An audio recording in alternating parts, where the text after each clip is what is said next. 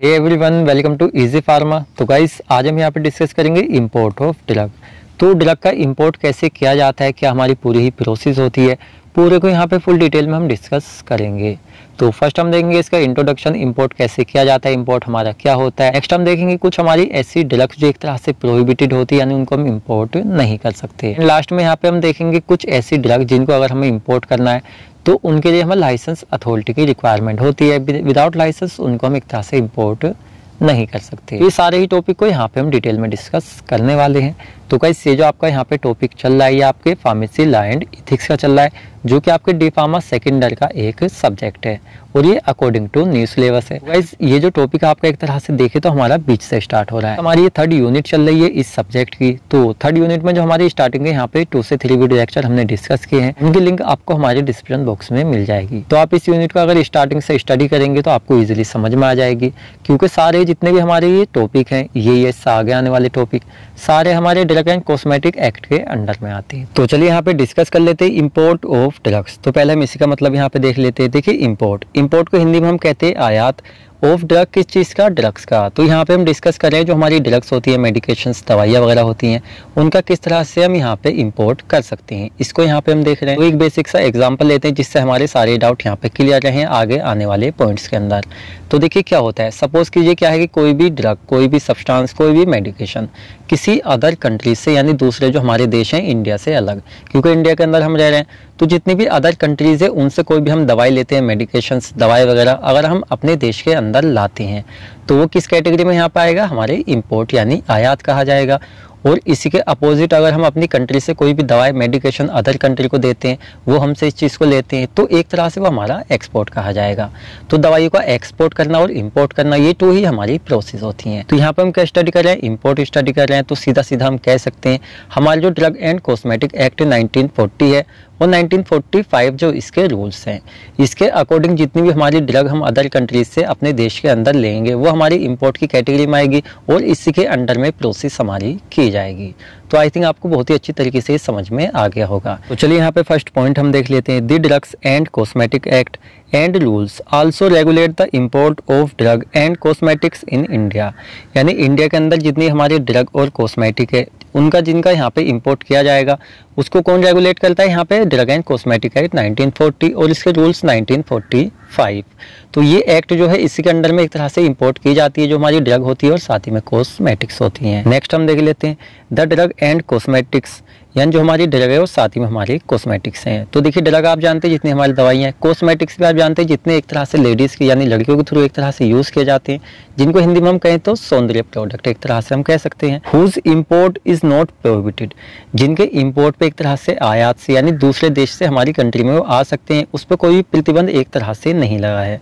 तो are imported under a license authority, उनको एक लाइसेंस की अंडर में यानी अथॉरिटी के साथ में उनको हम इम्पोर्ट कर सकते हैं।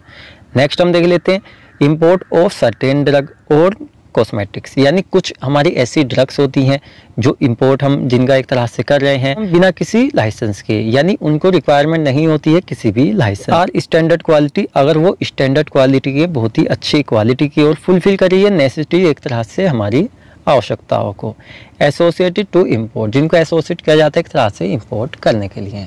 तो इस तरह की दवाइयाँ हमारी इंपोर्टेड की जाती है बिना किसी लाइसेंस के।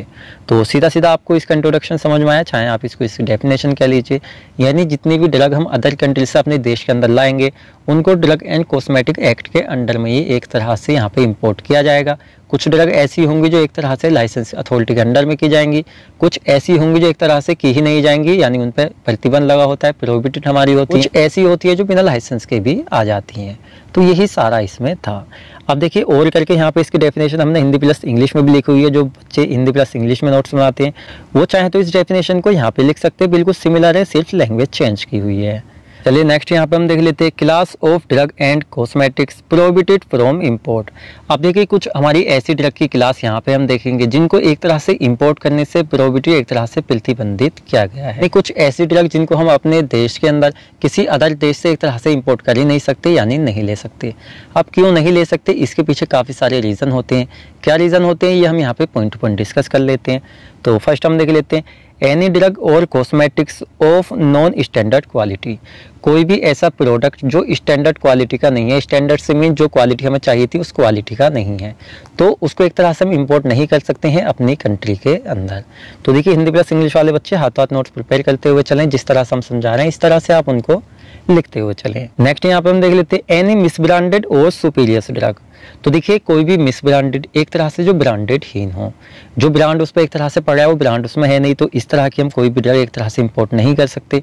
साथ ही में सुपीरियस ड्रग, सुपीरियस ड्रग एक तरह से जो किसी नाम से आ रही है उनका इफेक्ट को छोड़ा है, आपने पीसीएम ली लेकिन इफेक्ट उन्हें किसी और चीज़ का दिया, तो ऐसी सुपीरियस ड्रग को भी एक तरह से इंपोर्ट नहीं कर सकते हैं अपनी कंट्री के अंदर। खुद ही सोचिए इस तरह की दवाई तो खुद भी एक तरह से देश के अंदर प्रेजेंट है, या एक तरह से कह सकते हैं इनको लेने की ज़रूरत ही क्या पड़ी है।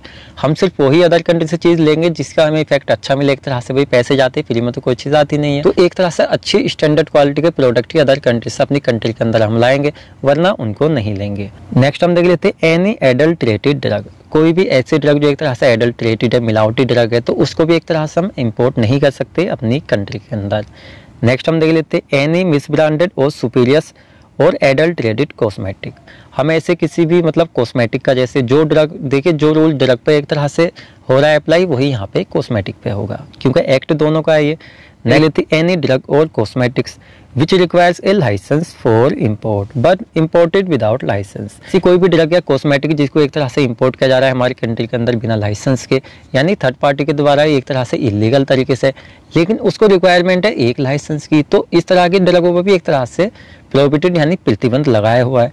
अब देखिए आप सोच रहे होंगे प्रतिबंध कौन लगाता है, तो देखिए अंडर मत आता है ड्रग एंड कॉस्मेटिक एक्ट 1940 के, लेकिन सेंट्रल गवर्नमेंट के थ्रू एक तरह से इसको यहाँ पे चलाया जाता है, यानी उसी के थ्रू सारे लागू किए जाते हैं। नेक्स्ट हम देख लेते हैं यहाँ पे 6 point, any cosmetic containing and ingredients विच में बी अनसेफ और हार्मफुल फॉर यूज, ऐसा कोई भी कॉस्मेटिक जिसके अंदर एक तरह से कुछ ऐसे इंग्रेडिएंट्स प्रेजेंट हो जो एक तरह से अनसेफ हो यानी असुरक्षित और हार्मफुल हो, किसके लिए, यूज़ के लिए, तो ऐसी ड्रग को भी एक तरह से हम अपनी कंट्री के अंदर इंपोर्ट नहीं कर सकते। सोचने वाली बात है भाई, आपने कॉस्मेटिक ऐसे कर लिए जो हार्मफुल इफेक्ट करते हैं, तो भाई लेडीज़ का क्या होगा जो उसको यूज़ करती हैं, आप खुद ही सोच के देखिए, कुछ मतलब जो एक तरह से अपोजिट वाला मसला हो जाएगा। नेक्स्ट हम देख लेते हैं यहाँ पे 7th point, the drug claim to prevent और cure any of the disease specified in schedule 6, मान लीजिए कोई भी हमारी ऐसी ड्रग है जो एक तरह से क्लेम कर रही है यानी दावा कर रही है प्रिवेंट करने का और एक तरह से ट्रीट करने का, कौन सी ड्रग को, जो एक तरह से शेड्यूल 6 के अंडर में आती हैं, तो ऐसी ड्रग को एक तरह से इंपोर्ट नहीं किया जाएगा। अब थोड़ा सा चलिए इसके बारे में समझते हैं। तो देखिए शेड्यूल जे जो है हमारा, इसको आगे हम देखेंगे। शेड्यूल जे एक ऐसा शेड्यूल है जिसके अंदर ऐसी डिसीज़ रखी जाती है जिनको ना ही तो प्रिवेंट किया जा सकता है और ना ही उनको ट्रीट किया जा सकता है। तो ऐसी ड्रग को एक तरह से मतलब ऐसी ड्रग जो इस चीज़ को ट्रीट करने का, प्रिवेंट करने का दावा करती हैं, इनको भी एक तरह से इंपोर्टेड नहीं किया जा सकता, इन पे भी प्रतिबंध लगा हुआ होता है। नेक्स्ट हम देख लेते हैं पॉइंट 8 यहाँ पे, drug not labelled and packed in A prescribe manner, कोई भी ऐसी ड्रग जो एक तरह से ना ही तो अच्छी तरीके से पैक्ड है और ना ही एक तरह से वो लेबल है, यानी जैसा प्रिस्क्राइब मैनर में लिखा हुआ है अच्छे तरीके से, तो उसकी एक तरह सीधा सीधा कहीं पैकिंग अच्छी नहीं है, तो ऐसे प्रोडक्ट को भी यहाँ पे इंपोर्ट नहीं कर सकते हैं। एनी ड्रग और cosmetic whose import is prohibited, कोई भी ऐसा ड्रग या कॉस्मेटिक जिस पे एक तरह से प्रतिबंध लगा हुआ है तो उसको हम इंपोर्ट नहीं कर सकते। तो देखिए ये क्या थे कुछ मतलब ऐसे पॉइंट, तो जिसमें हमने देखा कुछ ऐसी ड्रग है जिनको हम अपनी कंट्री के अंदर इंपोर्ट नहीं कर सकते, यानी हमारा जो ड्रग एंड कॉस्मेटिक एक्ट है इसकी ये परमिशन हमें नहीं देता है, अभी नहीं देता है। इसके अपने रीज़न, क्योंकि जितने पॉइंट हमने देखे हम खुद समझ गए, यानी इन दवाओं को हम लेंगे भी तो इनका कोई बेनिफिट हमें नहीं होने वाला है। तो इस तरह से हमारे ये पॉइंट यहाँ पे रहा। चलिए अब यहाँ पे हम देख लेते हैं इंपोर्ट अंडर लाइसेंस और परमिट। तो देखिए अभी तक तो हमने ऐसी ड्रग देखी जिन पे एक तरह से प्रतिबंध लगा हुआ है, उनको हम अपनी कंट्री में नहीं मंगा सकते, लेकिन अब हम देखेंगे कुछ ऐसी ड्रग जिनको किसी अदर देश से अपने देश के अंदर हम मंगा तो सकते हैं, इंपोर्ट तो कर सकते हैं, लेकिन उसके लिए कुछ हमारी एक तरह से कैसे ना रिक्वायरमेंट होती है। रिक्वायरमेंट किस चीज़ की होती है यहाँ पे, लाइसेंस की और परमिट की। तो परमिट और लाइसेंस एक तरह से हमारे पास होना चाहिए, परमिट हो या लाइसेंस को, इन दोनों में से दोनों का मतलब देखा जाए तो सिमिलर ही है, तो ये चीज़ हमारे पास होनी चाहिए। और देखिए ये एक तरह से हमारे जो लाइसेंस है उसकी रिक्वायरमेंट हमें कहाँ पड़ेगी, जो हमारी स्पेशल टाइप की एक तरह से ड्रग होती है। तो हम जो यहाँ पे कुछ पॉइंट देखेंगे एक तरह से हमारी स्पेशल टाइप की ड्रग होती है, तो इनके लिए एक तरह से देखा जाए तो गवर्नमेंट की देखरेख में इनका इम्पोर्ट एक तरह से किया जाता है। तो चलिए देख लेते हैं। फर्स्ट हमारी drug specified in schedule C and C1। First हमारी वो ड्रग जो एक तरह से स्पेसिफाइड है शेड्यूल C और C1 में। अब जैसे पेरेंटल वगैरह आती हैं तो देखिए यहाँ पे हम ओनली देखेंगे इंपोर्ट वाला जो मसला है, सिर्फ उसको देखेंगे। बाकी इसके अंदर हमारी कौन सी ड्रग्स आती हैं, क्या होती हैं, ये हम देखेंगे आगे जब हम इसी यूनिट के अंदर इसके शेड्यूल को डिटेल में डिस्कस करेंगे। तो यहाँ पे ओनली आप वो समझिए जो यहाँ पे हम आपको समझा रहे हैं। अब सारे शेड्यूल के बारे में हम डीपली यहीं पे समझाएंगे तो लेक्चर काफ़ी ज़्यादा लेंथी हो जाएगा। तो जो हमारी शेड्यूल C और C1 की ड्रग है इसके लिए हमें क्या चाहिए कि लाइसेंस चाहिए। साथ ही में ड्रग स्पेसिफाइड है शेड्यूल X। जो शेड्यूल X में ड्रग एक तरह से आती है, उसके अंडर में आती है, उसके लिए भी हमें क्या चाहिए, वहाँ पे लाइसेंस चाहिए। यहाँ पे हम देख लेते हैं small quantities of drug imported for examination test and analysis. कुछ ऐसी ड्रग जिनको एक तरह से हम स्मॉल क्वांटिटी मंगा रहे हैं ओनली एग्जामिनेशन करने के लिए, उनका टेस्ट या एनालिसिस के लिए, तो इनके लिए भी क्या चाहिए, हमें एक तरह से लाइसेंस चाहिए।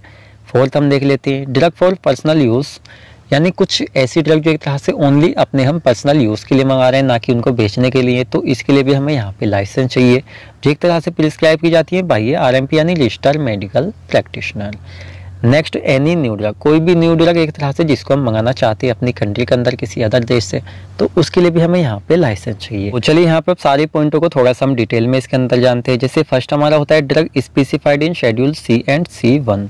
वो सारी ड्रग जो एक तरह से शेड्यूल C और C1 के अंडर में आती हैं, उनको अगर हमें मंगाना है किसी अदर देश से अपने देश के अंदर एक तरह से इम्पोर्ट करना है, तो क्या क्या चीज़ की रिक्वायरमेंट रहेगी, क्या कंडीशन हमारे पास प्रॉपर होनी चाहिए, ये यहाँ पे हम देखेंगे। जैसे the license for the import of schedule C and C1 drug requiring condition, ये फॉलोइंग कंडीशन हमें फुलफिल करनी होंगी, कंप्लीट करनी होंगी, उसके बाद इन ड्रग को एक तरह से हम इम्पोर्ट कर सकते हैं। जैसे फर्स्ट हम देख लेते हैं लाइसेंस मस्ट है, तो आई थिंक देखिए यहाँ पे जो आपका लाइसेंस लिखा हुआ है इसमें एक E या पोर लगा लें।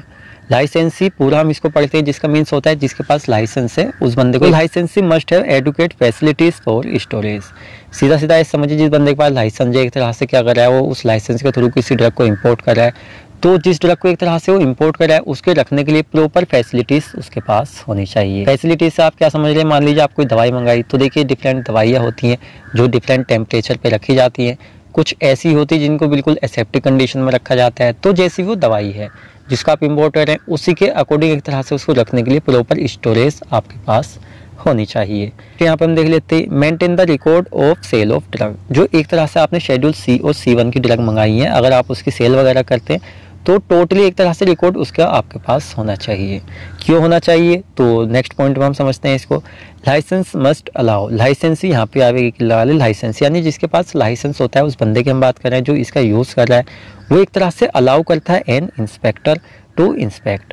जैसे हमारे ड्रग इंस्पेक्टर्स वगैरह आते हैं या अदर हमारे उससे रिलेटेड जो एक तरह से हमारी दवाई है, कोई इंस्पेक्टर अगर आता है जो क्या है हमारी प्रीमाइसिस है, प्रीमाइसिस को आपका मेडिकल आपको कंपनी है इस तरह से हम कह सकते हैं, जो प्रीमाइसिस होती है यानी परिसर, तो वहाँ पर क्या है जो इम्पोर्टेड ड्रग एक तरह से इम्पोर्टेड की जा रही है और एक तरह से वहाँ पे स्टोर भी की जा रही हैं, तो आप अलाउ करेंगे। ऐसा नहीं है आपके पास माल रखा है और कोई इंस्पेक्टर आता है उसको इंस्पेक्टर तो आप उसको एक तरह से चेक नहीं करने देंगे, आप उसको चेक करने देंगे क्योंकि इम्पोर्टेड माल है और गवर्नमेंट एक तरह से परमिशन होती है गवर्नमेंट के पास, और आप उसका पूरा साथ देंगे। ऐसा नहीं है कोई बाधा आप उसके बीच में उत्पन्न करेंगे, आप ऐसा करते हैं तो आप पे केस भी वहाँ पे हो सकता है।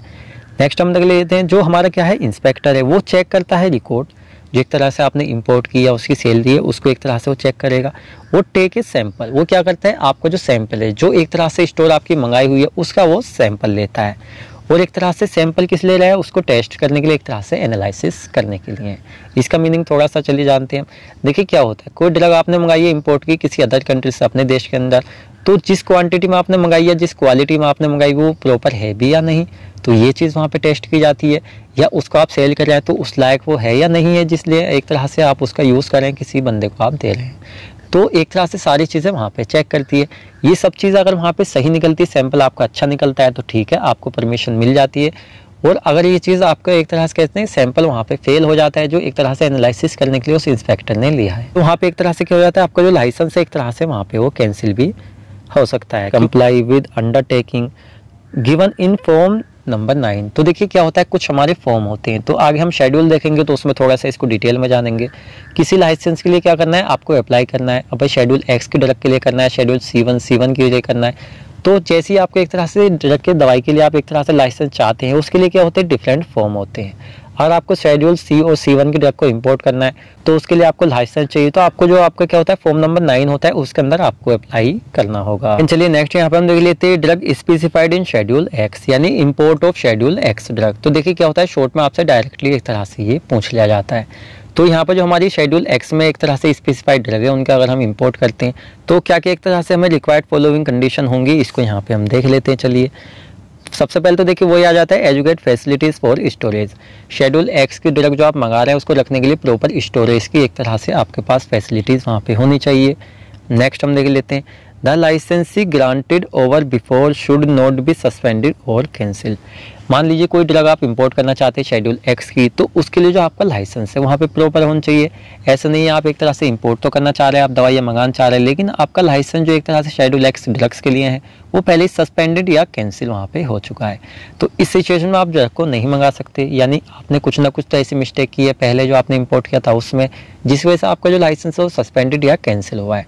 तो इस सिचुएशन में आप उन ड्रग को एक तरह से इंपोर्ट नहीं कर सकते। नेक्स्ट हम देख लेते हैं applicant must be reputable in the occupation. एक तरह से मान लीजिए आप एक बिजनेसमैन है और आप एक तरह से दवाइयों का गेन हो या आपको एक तरह से लॉस हो, कोई भी कंडीशन हो, एक तरह से आपको अपनी रेपुटेशन को ख़राब नहीं करना है। रेपुटेशन एक तरह कहें तो रेपुटेशन आपकी होनी चाहिए, यानी एक अच्छी रेपुटेशन वाला बंदा जो होता है उसको किसी भी टाइम दवाइयों को इंपोर्ट करने से गवर्नमेंट नहीं रोकती है। सिर्फ क्या होनी चाहिए, उसको प्रॉपर उसके पास लाइसेंस वगैरह होना चाहिए। तो ये नहीं होना चाहिए बिजनेस यानी ट्रेड या ऑक्यूपेशन जो भी उसका। नेक्स्ट हम देख लेते हैं small quantities of drug imported for examination test और एनालिसिस। तो देखिए इसका सीधा सीधा मीन्स होता है कुछ ऐसी ड्रग जिनको ओनली हम एग्जामिनेशन के लिए मंगा रहे हैं, टेस्ट के लिए मंगा रहे हैं, ओनली एनालिसिस के मंगा रहे हैं। तो इन ड्रग के लिए कौन से लाइसेंस की हमें रिक्वायरमेंट होगी इसको हम देख लेते हैं। और एक चीज़ और देखिए यहाँ पर जो एक तरह से हम स्मॉल क्वांटिटीज मंगा रहे हैं क्योंकि हमें ओनली इनका एग्जामिनेशन टेस्ट और एनालिसिस के लिए मंगा रहे हैं। तो ऐसे नहीं हम इनको बेचने लगे, अगर हम ऐसा करते तो एक तरह से अपराध की कैटेगरी में हमारे आएगा, जेल वगैरह हमें यहाँ पे हो सकती है क्योंकि लाइसेंस के अंडर में नहीं आता, ये उसके अपोजिट आता है।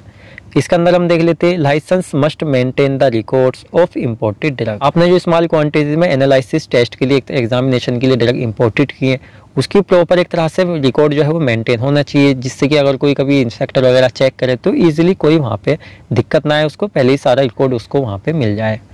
नेक्स्ट हम देख लेते हैं and showing particulars of their quantities, names of manufacturer and date of imported, यानी किस डेट में आपने उस ड्रग को इंपोर्ट किया है, नेम ऑफ मैन्युफैक्चरर किस मैन्युफैक्चरर ने उसको मंगाया जो एक तरह से टेस्ट एनालिसिस उस पर कर रहा है, साथ में कितनी क्वांटिटी में आपने मंगाया, सारी पर्टिकुलर एक तरह से आप शो करें अगर कोई इंस्पेक्टर वगैरह आता है तो, यानी आप रिकॉर्ड में सारी चीज़ें एक तरह से पहले से ही शो करें। नेक्स्ट हम देख लेते हैं imported under license in form number 11। तो देखिए क्या होता है, अगर आप कुछ ऐसे ड्रग मंगा रहे हैं जो एग्जामिनेशन टेस्ट एनालिसिस के लिए है तो इसके लाइसेंस के लिए आपको कौन से फॉर्म में अप्लाई करना पड़ेगा, फॉर्म नंबर 11।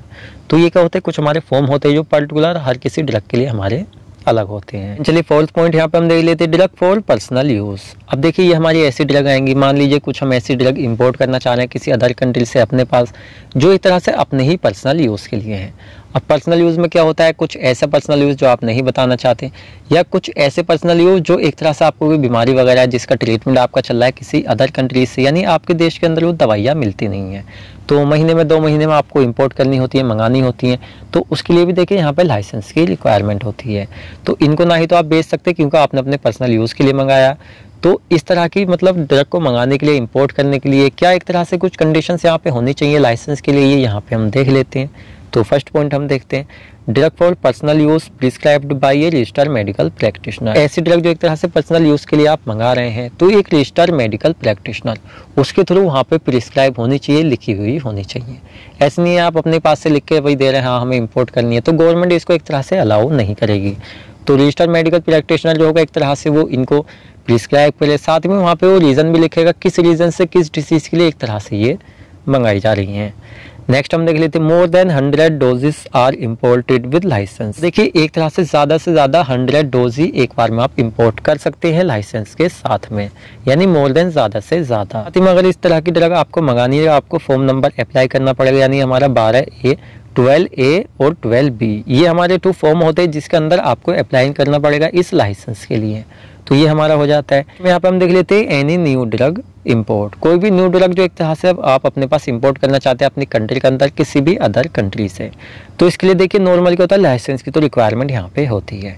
जितने पॉइंट हमने आपको बताया, तो लाइसेंस तो यहाँ पे चाहिए। साथ ही में नेक्स्ट हम देख लेते हैं, the license is required to provide the documents of standards of quality, purity and strength.